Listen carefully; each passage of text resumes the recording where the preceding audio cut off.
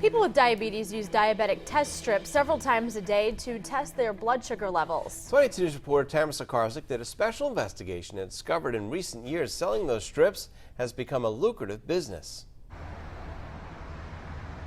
Kate and Rich, there are several ads like this one that pop up across Western Massachusetts offering cash for diabetic test strips. Well, we did some digging and discovered it's all part of a gray market that's growing in popularity and costing taxpayers hundreds of thousands of dollars a year.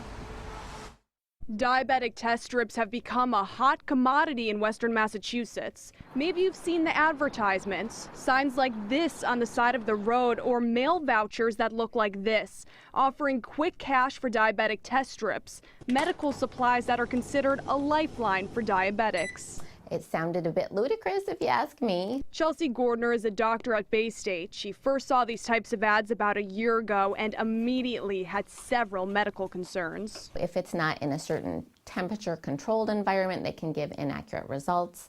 Potentially there's an infection risk. These could be recalled, they could be expired, and all of those can lead to inaccurate results and potentially risky situations. 22 News wanted to see how this gray market works. We posed as a seller, then called a number on a mail voucher to set up a buy. Hi, I was interested in selling my diabetic test strips. The person on the other line asked me details about my test strips, then offered me $40 for the box. A box of diabetic test strips can cost more than $80 a box unless it's covered by your health insurance. A courier met us that same day. I'm Tamara Sakarzik with the 22 News I-Team. I was wondering, where are you selling these test strips? No comment. No comments?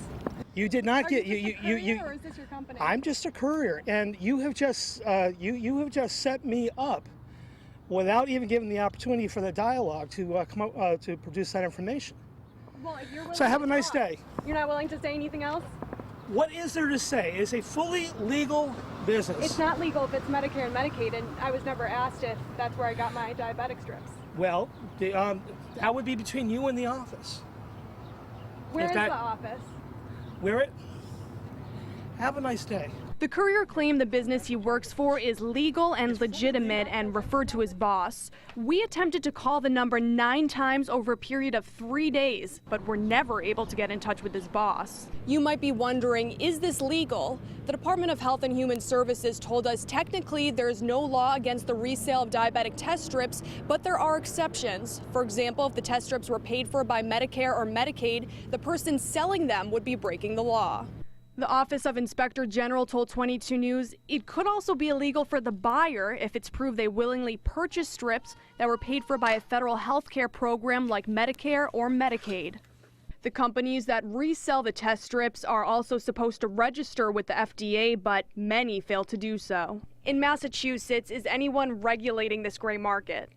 I don't know of anyone currently that's enforcing it. It has been enforced in other states. The Office of Inspector General also told 22 News taxpayers have lost hundreds of millions of dollars to this gray market, which oftentimes can lead to healthcare fraud.